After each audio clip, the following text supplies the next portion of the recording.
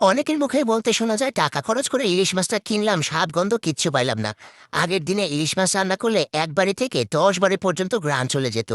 কি যে খাইলাম কিছু বুঝতেই পারলাম না, ভাতের মতো লাগলো। আমি বলবো আপনার রান্নাতেই হয়তো কোথাও ভুল ছিল। ইলিশ মাছ এখনকারই হোক আর তখনকারই হোক, আপনাকে রান্নাটা কিন্তু সেই আগের যুগের মতোই করতে হবে। ইলিশ মাছে খুব বেশি মশলাপাতি একদমই দেওয়া যায় না। মশলা দিলেন তো আপনার ইলিশের 12টা বেজে গেল।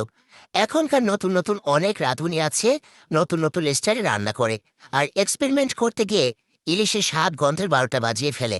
তো ইলিশ মাছ যখনই রান্না করবেন একদম নানি দাদি মা চাচি এরা আগের যুগে যেভাবে রান্না করতো ঠিক সেভাবে রান্না করার চেষ্টা করবেন।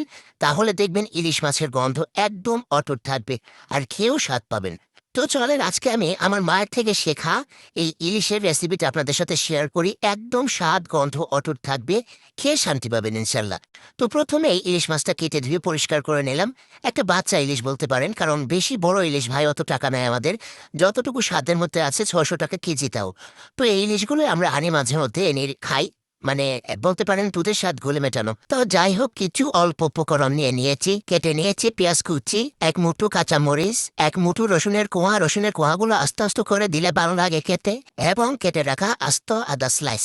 এরপরে আরো দিয়ে দিব হলুদ গুঁড়ো অল্প পরিমাণে, মরিচের গুঁড়া অল্প পরিমাণে, আর সরষের তেল এবং লবণ। সবকিছু একত্রে মেখে নিব। মেখে নিয়ে এরপরে চুলার মধ্যে বসিয়ে দিব 10 মিনিটের জন্য। 10 মিনিট পর এখানে দিয়ে দিচ্ছি ফালি করে রাখা টমেটো। টমেটো দেওয়া হয়ে গেলে এখানে দিয়ে দিব অল্প পরিমাণে পানি, এবং অল্প পরিমাণে পানি দিয়ে আর রান্না করে নিব। আমার মাকে দেখতাম এভাবে সমস্ত মশলা একেবারে মেখে হাত দিয়ে ডলে ডলে মেখে এরপর চুলাতে বসিয়ে দিত।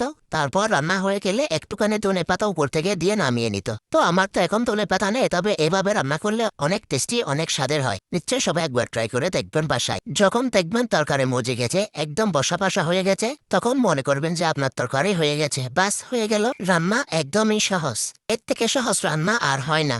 তো রেসিপিটা কেমন হয়েছে কমেন্টে জানাবেন। আজকে এ পর্যন্তই, আল্লাহ হাফিজ।